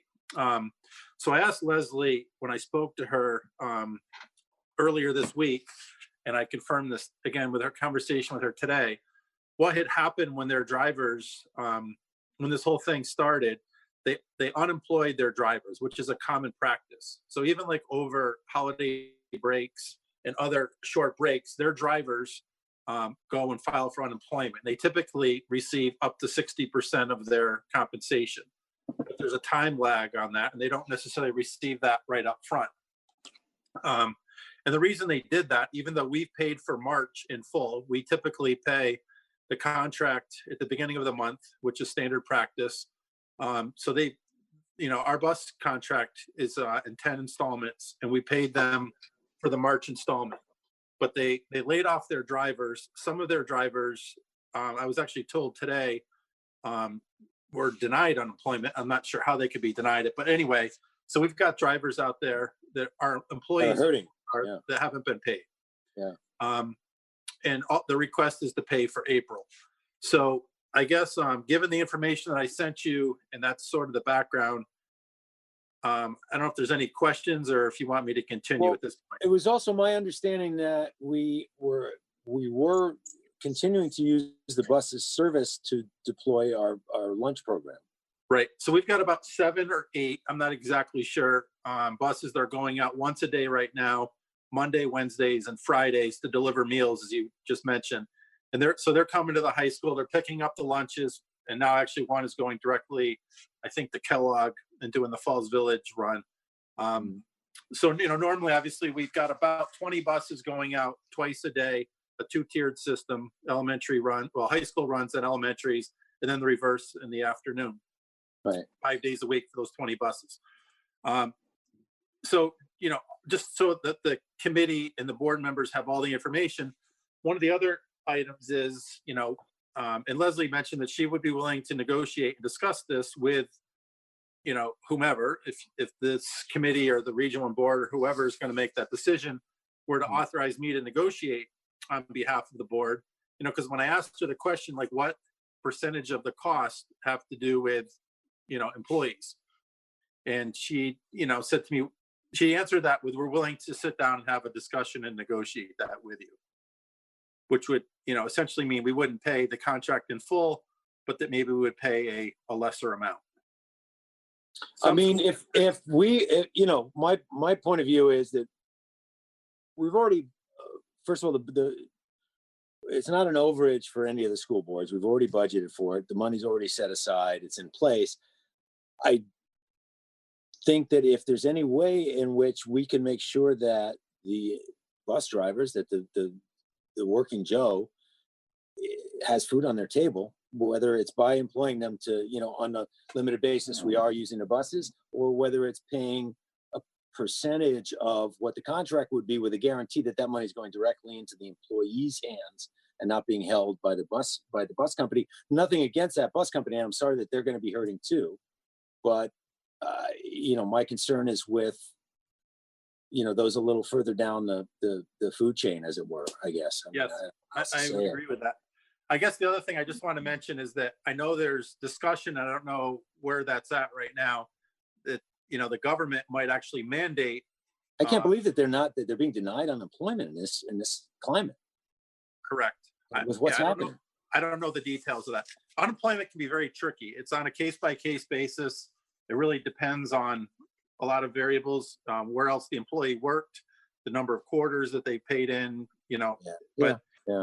we sometimes get very inconsistent. We see inconsistent results from people that are filing for unemployment. So I can't really answer to that, but I guess, so as I mentioned, so what could end up happening is that it could be mandated that we pay it anyway. Right.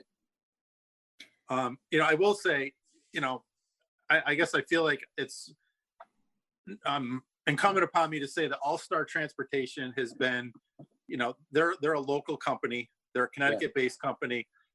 They've always done right by us. We've always had a great working relationship with them. Yeah. And I just, these guys are not a conglomerate based out of, a metropolitan area halfway across the country. And, the people that they employ obviously are citizens in Region 1, and they've been a great company. So, I would like to say that I think it would be in our best interest to work with them to come up with a, amicable solution to this situation. But I guess I would look for this committee to give some guidance, because there are some school districts that are basically saying, per the contract, we're not required to pay you, and, tough luck. Yeah. And there's others that are saying, we're going to pay you 100%. So, I guess I look for some guidance. I obviously can't speak for everyone. And, this is without my board's input on this, but I would venture to say that we're in favor of, using our public money to keep as many people that are employed by our school district fed, and solvent as possible. I agree with you. Question here. The issue is, this is a private entity that employs those individuals. We do not employ them through the school system.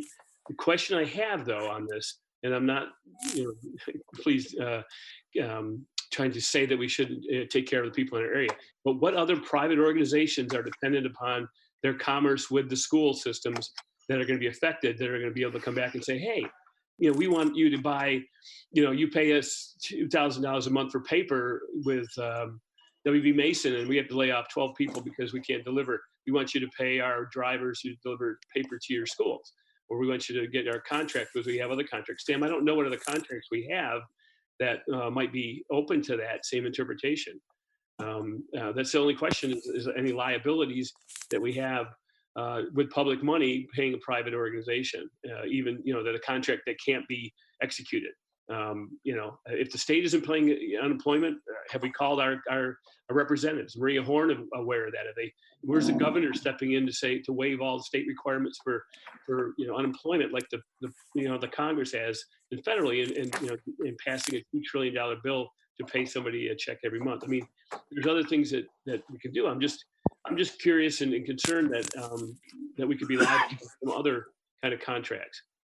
Is there anything in the contract, Sam, that indicates that we pay the fullness of the contract, even if they're not serving us? Is there any? I don't remember seeing anything like that when I read it. There's not. We haven't had our lawyer look over our specific contract, but quite honestly, our contract and those of other school districts with All-Star, the contracts are all very similar. I mean, they're pretty boilerplate, quite frankly. But no, there's no requirement for us to pay. With regard to unemployment, again, those employees that even, let's say that the one that I was told today that was told they were denied, they called our office to say they were denied, and they asked if we've been paying All-Star. Unemployment's not going to ever pay 100% of an employee's lost wages, first of all. And I'm not really aware, Marty, of any other similar contracts that we would be, you know, that we would be considered to pay, or we should consider paying. You know, like a lease of our copier machines is a lease. We have a legal obligation to pay that. Those machines are going to sit in our school, presumably for the next X number of months, and not really be used. We can't go back to that contract and say, well, hey, we don't have school, we're not going to pay that lease. That lease is still going to have to get paid because it's a legally binding agreement. Yeah, but the copiers are in our school. That's a problem. No, I know, but again, like even any of our HVAC equipment that we have, or, you know, I don't know, and maybe there is something, maybe that I missed it, but I did give that a thought the other day. Quite honestly, I haven't gone through our financial system line by line, so there could be something, but I'm not really aware. Like our landscaping contract, you know, we're going to continue to have our lawn service and Hey, Mary. So like we're that. still in our regular ABC. What about the opportunity? I know, Pam, I saw Craig Muser's, I guess it was query to the bus company today or something. I think it was regarding the same issue. And I know another school, and I want to say it's Brantford or somebody actually made their bus employees that work for their contracted bus employees of the school and paid them directly, and went that way. You know, that would be tricky for us. Right. I will just read you something that, you know, this information that came from the state today from Shipman and Goodwin. Their recommendation is rather than ordering the full funding of contracts with private providers, instruct the boards of education negotiate agreements that would achieve key goals like protecting the employees while avoiding unintended consequences, providing profits with public funding, and then require transportation companies to provide detailed information regarding its fee structure so that the boards of ed are able to negotiate fair resolutions that do not include funding profits. So I think that's what Sam is meaning. He wants to really sit down and see if we can work this out with them. We don't want to lose them because we don't get other, you know, proposals for contracts from bus companies. But I think this is absolutely reasonable solution, and I think we should authorize Sam to go ahead and do it. If we can figure out a way to help our friends and neighbors, I think it's incumbent upon us to do it, and I think that Sam is a perfect person to broach those negotiations. And I'll bet you anything, those people will be reasonable, and then Sam can come back to us with what he has, maybe have the attorney take a look at it and see if it's something that we can do without getting ourselves in some kind of legal difficulty. I agree with that, I Pat. second that. I think that's great. Makes sense. what we want to do, Marty, as far as what you had recommended, is we don't want to become subcontractors for them, because besides paying them directly, and I know that you're not recommending it, you had heard it, but paying them directly, they may be then through the Department of Labor eligible for our pensions and our benefits and things like that if they deem them as subcontractors. So, Right. So we want to be sure that we stay away from that and just work directly through the bus company. I think, and have Sam negotiate. I think that's a great idea. Right, I can see that. I can see that, Doug. I know that we do have non-certs that we pay that are not. Some are working, some have been laid off as well, or some have chosen to take other jobs, and they're not full-time employees, and so they don't get, benefits of, for retirement and so on. But it was just a thought, if we needed to do that, we could put them in at, 30 hours or whatever the minimum amount is, without having to, to pay the additional benefits or whatever we could do to help. It's just a thought, I appreciate talking all options. I think that's right. Yeah. Marty, would you be willing to work with me on this? And we could, Yes. I'd be happy to talk with you before and we could contact the bus contractor together. Sure, absolutely. I think that would be helpful. And if there's maybe, I don't know, one other person on the committee that wants to join us, but I just to bounce ideas before we kind of approach them. And Hey, Sam. Yes, Jen. I think another important thing with all of this, though, is I think there's two things. First of all, my understanding is that the bus drivers at this point have been laid off, which is how they've been able to apply for unemployment. Yeah. So I assume will have to be reversed, or so, I don't know exactly how that works. That unemployment, according to Leslie, is in place until March 30th, and then they would be compensated, hopefully at some level. But what about the time, the last 2 weeks of March, basically? If they're denied unemployment, we'll want to make sure they get compensated for that time. Correct. I would hope that would be part of our agreement with the contractor. I mean, obviously our priority, like I think their priority is, although, I wish that they weren't ever put in a position where they weren't made whole right off the bat. I understand All Stars' position that's sort of how their past practice has been. But again, I think if we're going to do this, we'd make that part of our agreement. Okay. And hope that we could work toward that means. The other thing that I think is really important in whatever modification to the contract we come up with is that whatever funds are paid from Region 1 to All Star, the employees, the bus drivers are the first ones. We have to make sure that whatever we pay, that the bus drivers are taken care of. And maybe the mechanics too, those people that keep the buses running. Right. Right. I just want to make sure that it goes to that there's a guarantee that their staff members are going to be paid. And an agreement that will basically subsidize their employees. Yeah. Right. As opposed to subsidize their business. Right. Correct. Right. Understood. Because there's employees that we don't see. I mean, obviously the bus drivers to us are the frontline people. Yeah. But there's support staff, there's mechanics, there's safety supervisors. There's dispatchers. There's right. Okay. I think it's. I was just gonna say it's very important to me that we take care of these folks, but we have to make sure that it's done. That it's clear with All Star. Okay. Well, I will get together with Marty tomorrow, assuming his schedule. I'll make a motion that we authorize Sam and Marty to put together some sort of a package and approach All Star and see what can be worked out, and then they come back to us with whatever they have. Second. Okay. Any further discussion? I would just say that if you need to pick my brain, I'm happy to, but my plate is full. But if you need another mind on it, just let me know. Sam, I'd be happy to help too. This is Doug. Thank you, Doug. Thanks, Marty. Yeah, Doug's a good head too. Okay. Any further discussion on this? All those in favor of charging Marty and Sam with what we've just discussed, say aye by sounding off. David Valson, aye. Jen, aye. Catherine, aye. Pat, aye. Aaron, aye. Doug, aye. Marty, aye. Did we miss anybody? Sorry, I'm juggling 12 things and I'm not a multitasker. All right, great. Thank you, Sam, for bringing that and for treating it with such, care. Thank you. Our next meeting date is on the 22nd of April. And we have a meeting preceding that, and we may have a meeting following it, just like tonight. Is that okay with everyone so far?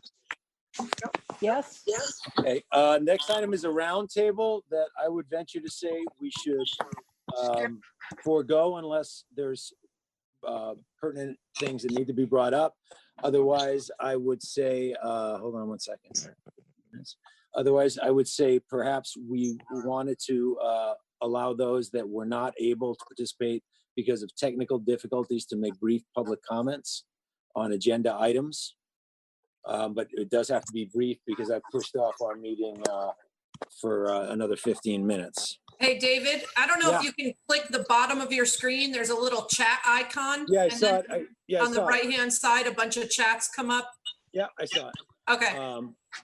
So I don't know if that's sufficient for public comment or if I should just respond to this as written comment. Because it's from a bunch of different people. Why don't we, if somebody would make a motion to amend the agenda and include a public comment on agenda items at the end. So moved. Second. Second, that's Jen. All those in favor, any discussion? All Yes. those in favor of amending the agenda to include a brief public comment session, sound off and say aye. David Valson, aye. Pat, say Catherine, aye. Doug, aye. So anybody that is here in the audience, so to speak, that needs to speak up, if you could just go one by one, and if you could limit your comments to no more than 2-3 minutes, it'd be great. And let us know who you are. And let us know, yeah, if you could identify your name and your town and the town you're from. Anyone out there? Is Melissa still on? I think she was trying to talk before. So she said, yeah, let me just read some of the comments then. So this is from, mic is not working. Okay, so Melissa's mic, she said that she wanted it explained. She said that they're being denied and can't contact unemployment to ask why. They've shut down their offices and they cannot call. They're not making live chat available. And they're just they're as confused as anybody. She's, I believe, because I had correspondence with her earlier. She's actually a bus driver. I think she works on the buses in Falls Village, but I could be wrong. And does this apply to every all-star lot region? No, it wouldn't. This would just be our contract, the Region 1 school district's contract with All-Star. It would not apply statewide. If you don't pay the bus drivers, how do you plan on keep them? Yes, exactly. That's what we're trying to address. If this continues, majority of us may not be able to receive any income. Yeah, we're clear on that. What about Waterbury Region 16? Again, it's not under our purview. You'd have to take that up with those school districts. I hope they take into consideration the drivers who drive the late bus also. I think that we're trying to take into, that we're trying to take into consideration all the people that are employed within our district. Contacted Maria Horn. I know she's usually very responsive, Maria Horn, but I know that like everyone else is doing any form of public service right now, we're besieged with fires that need to be put out. That doesn't mean that, any one person's fire is more important than another, but it's a lot coming at us. All right, so hearing no other public comment. Anybody else want to? I think we should just let them know that obviously our action tonight shows our concern for them, and that we are going to try to do something for them locally. Yeah, I hope it does. I mean, hello? Yes, hello, who is this? Hi, I'm sorry, I did raise my hand. I'm not sure why it's not working. We can hear you now. We can hear you, Heather. Okay, very good. Thank you, Jen. Hi, I'll make this quick. Thank you for letting us just speak a little bit. My name is Heather Giroux. I drive for All-Star in Kent. I hope you are all healthy. And so my concerns are that this is a hardship for my fellow drivers. Some of them can't collect unemployment because they have earned enough time. I have a coworker whose husband works for a private school, so his hours are drastically cut back. She has 3 kids to feed, and she's in that situation.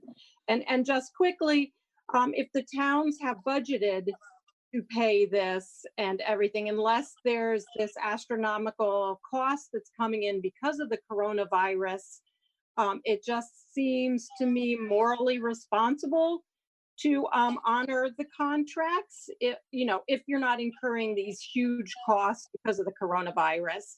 The state of Connecticut has received more than 100,000 requests for unemployment benefits.